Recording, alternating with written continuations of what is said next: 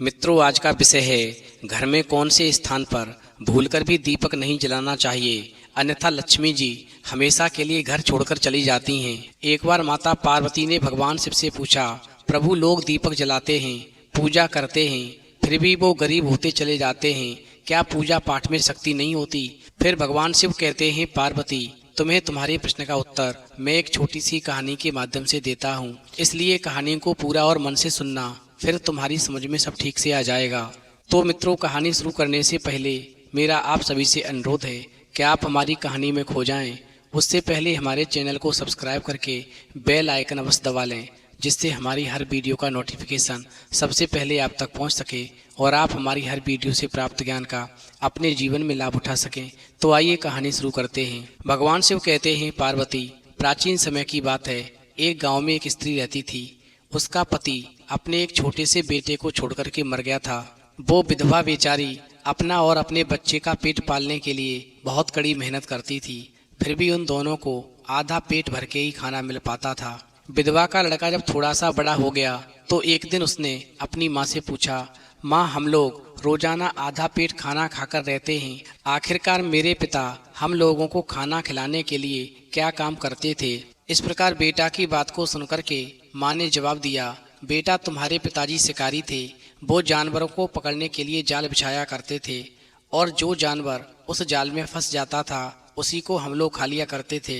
वहीं माँ की बात सुनने के बाद में वो विधवा का लड़का कहने लगा, मगर माँ ये तो कोई काम नहीं है, ये तो एक खेल है, मैं भी जाल बिछाऊंगा और फिर देखता हूँ कि मैं कोई जानवर खाने के लिए पकड़ पाता हूँ या नहीं।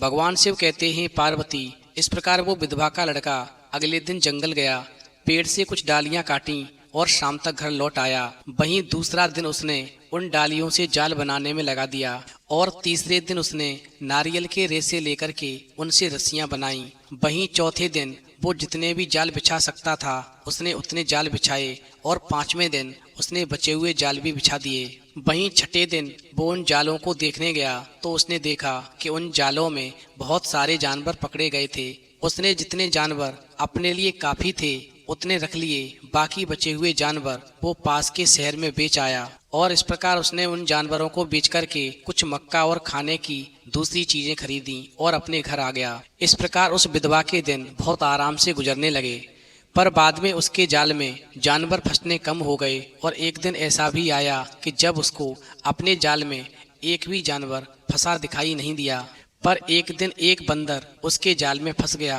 वहीं विधवा का लड़का उस बंदर को मारने ही वाला था कि बंदर बोलने लगा, हे मानव मुझे मत मारो, मैं एक बंदर हूँ, मुझे इस जाल से बाहर निकाल दो और मुझे जाने दो। यदि तुम मुझे याद छोड़ दोगे तो मैं किसी दिन तुमको कड़ी धूप से बचा लूंगा। भगवान शिव कहते हैं, पार्वती फिर विधवा के लड़के ने बंदर की आवाज को सुनकर के उसको दया आ गई और उसने उस बंदर को छोड़ दिया। वहीं छूटते ही वो बंदर एक पेड़ पर चढ़ कर के एक डाल पर बैठ गया और उस विधवा के लड़के से बोला, तुमने मेरे ऊपर इतनी मेहरबानी की है तो मैं तुमको एक सलाह देता हूँ कि तुम मेरा विश्वास करो, सारे आदमी बुरे होते हैं, कभी किसी आदमी का भला मत करना, अगर तुम करोगे तो वो आदमी पहला मौका मिलते ही तुमको ही नुकसान पहुंचाने की कोशिश करेगा। इस प्रकार सलाह देने के बाद में वो बंदर वहां से अपनी रास्ते चला गया और विधवा का लड़का आगे बढ़ गया।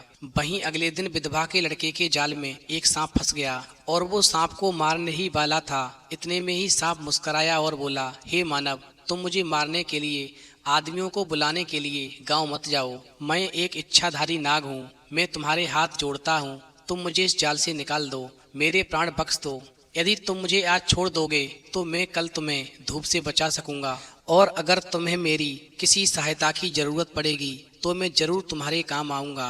इस प्रकार उस लड़के ने उस सांप को छोड़ दिया। वहीं जाते जाते वो सांप बोला, अगर मुझे मौका लग गया तो मैं तुम्हारी मेहरबानी का बदला जरूर चुकाऊंगा, पर तुम मेरी एक बात याद रखना कि कभी भी किसी आदमी पर भरोसा मत करना, अन्यथा वो तुमको पहला मौका मिलते ही नुकसान पहुंचाने की कोशिश करेगा। और ऐसा कहकर के वो सांप चला गया। वहीं तीसरे दिन विधवा के लड़के को अपने उसी जाल में जिसमें उसे बंदर और सांप फंसे मिले थे, उसे इस बार एक शेर फंसा मिल गया। वहीं शेर को देख करके विधवा का लड़का बहुत ही डर गया। वो तो शेर के पास ही नहीं जा पा रहा था, लेकिन उसका आश्चर्य तब बहुत बढ़ गया जब उसने शेर को भी बोलते हुए सुना, शेर कह रहा था कि तुम मुझसे डर के भागो नहीं, मैं तुम्हारा कुछ नहीं बिगाड़ सकता, मैं बहुत बूढ़ा शेर हूँ। तुम मुझे इस जाल से बाहर निकाल दो, मेरे प्राण बख्श दो, तो मैं तुम्हें कोई नुकसान नहीं पहुँचाऊंगा। बहुत तेज बारिश हो रही है, तुम मुझे इस बारिश से बचाओ।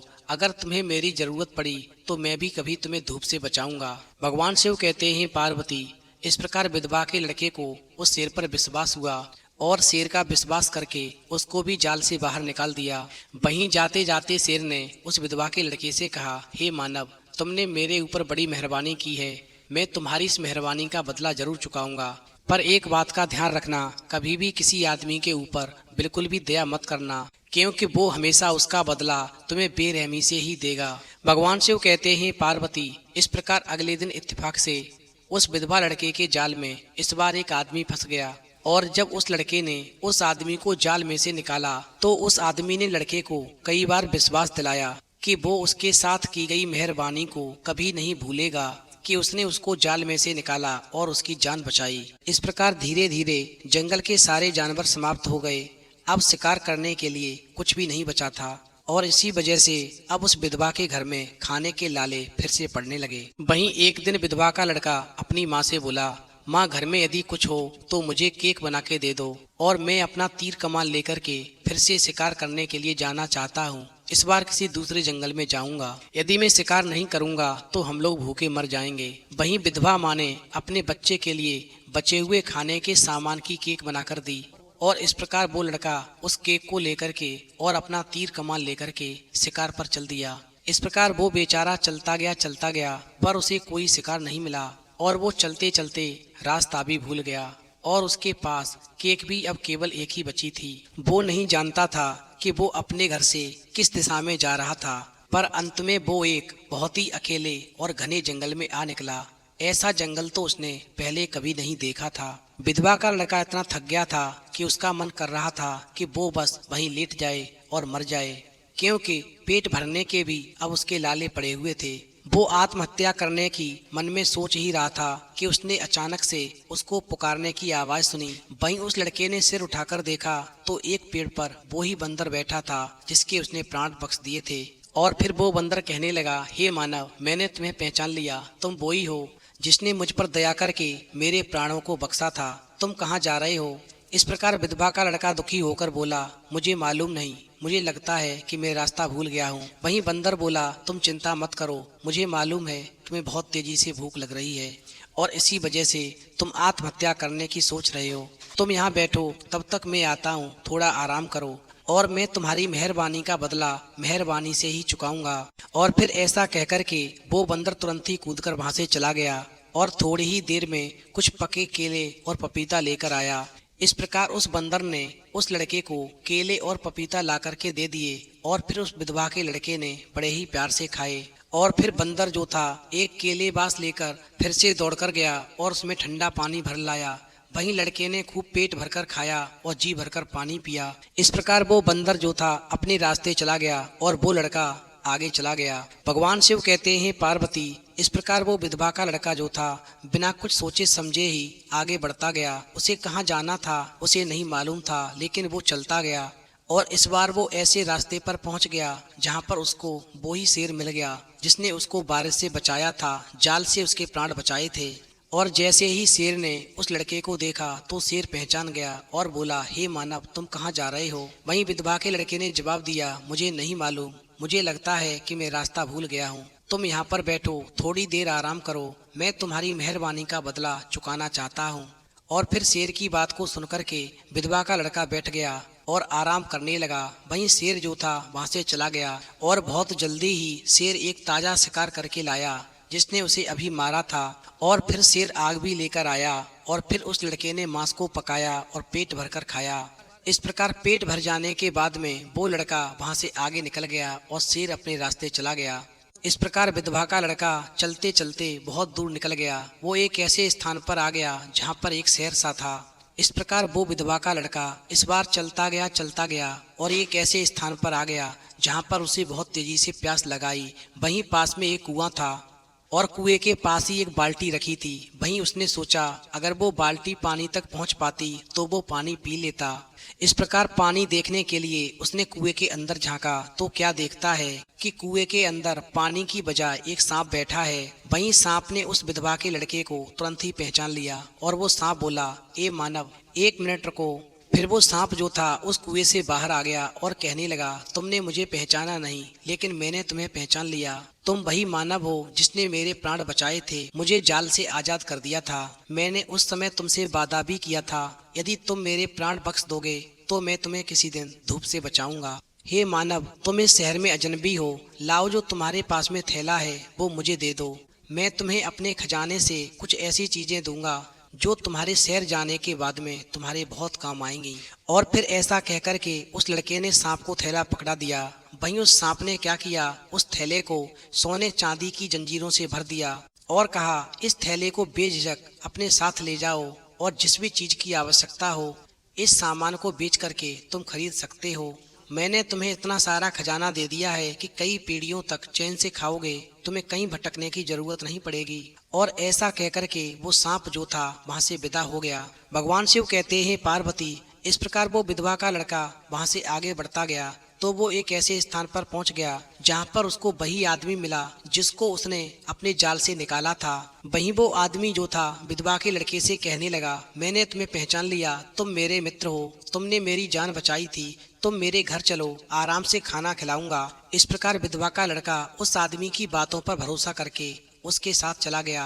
वहीं जैसे ही उस आदमी को मौका मिला तो वो अपने घर से चुपचाप बाहर निकल गया और उस शहर के सुल्तान के पास पहुंचा।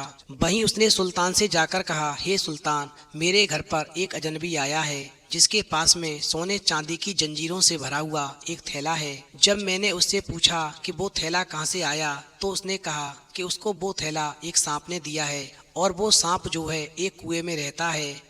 इसलिए मेरी आपसे प्रार्थना है कि उस आदमी को मार करके उसके पास में जो भी खजाना है वो सब आप अपने पास रख लो, बाद में कुछ थोड़ा सा हिस्सा मुझे दे देना, बाकी सब आपका होगा। भगवान शिव कहते हैं, पार्वती, इस प्रकार सुल्तान ने उस आदमी की बात सुनते ही अपने कुछ सिपाही उस आदमी के साथ उसके घर पर भेज दिए और उस विधवा के लड़के को पकड़वा करके अपने सामने पेश किया और उसके पास में जो खजाने से भरा हुआ थैला था वो छीन लिया और उस लड़के के हाथ पैर बांध दिए। उधर वो इच्छाधारी नाग जिसने उसको खजाना दिया था वो समझ गया कि आज उस मानव पर संकट है और फिर तो वो सर्प कुएं से निकल करके उस सुल्तान के पास में पहुंच गया और उस विधवा के लड़के के चरणों के पास में लेट गया और उसने उसके हाथ पैरों को खोल दिया और कहने लगा, हे मानव, मैंने तुमसे पहले ही कहा था, मैंने तुम्हें एक सलाह दी थी, कभी आदमी पर भरोसा मत करना, आदमी जाति विश्वास के काबिल नहीं है। आप जिसके साथ में अच्छा करोगे वही आपके साथ में बुरा करेगा, बुरा सोचेगा। और फिर इच्छाधारी नाग जो था उस सुल्तान से कहने लगा, इस मानव को जाने दो वरना मैं तुम्हारा सर्वनाश कर दूंगा। इस प्रकार सुल्तान जो था इच्छाधारी नाग के डर के मारे कहने लगा, आप मेरे प्राण बख्श दो, मैं इस मानव को बहुत सारा खजाना दूंगा। और फिर सुल्तान ने ढेर सारा खजाना उस विधवा के लड़के को दिया। इस प्रकार सुल्तान हंस के कहने लगा, मेरी बहुत बड़ी गलती थी जो मैंने आपके साथ में अत्याचार किया, हालांकि मेरी वजह से सभी आदमियों पर कीचड़ उछाला गया। मैं जानता हूँ इस संसार में सभी आदमी एक जैसे नहीं है। यदि मैं गलत हूँ तो इसका मतलब ये नहीं है कि सभी गलत होते हैं। हाँ, ज्यादातर आदमी भरोसे के काबिल नहीं होते, लेकिन आज मैं आपसे वादा करता हूँ कि जीवन में कभी भी किसी के प्रति द्वेष भावना नहीं रखूंगा, कभी किसी के साथ में छल नहीं करूंगा, बुराई से हमेशा दूर रखूंगा, लोगों के प्रति दया का भाव रखूंगा। इस प्रकार इच्छाधारी नाग ने उस सुल्तान को तो छोड़ दिया, लेकिन वो आदमी जिसको विधवा के लड़के ने अपने जाल से निकाला था उस पर दया की थी, उसके प्राणों की रक्षा की थी। वहीं इच्छाधारी नाग ने उस पापी व्यक्ति को अपनी फुसकार से जला दिया और इस प्रकार वो विधवा का लड़का बहुत सारा खजाना लेकर के वापस अपने गांव चला आया। भगवान शिव कहते हैं, पार्वती, इस प्रकार उस सुल्तान ने उस विधवा के लड़के को इतना सारा खजाना दिया जो कई पीढ़ियों के लिए काफी था।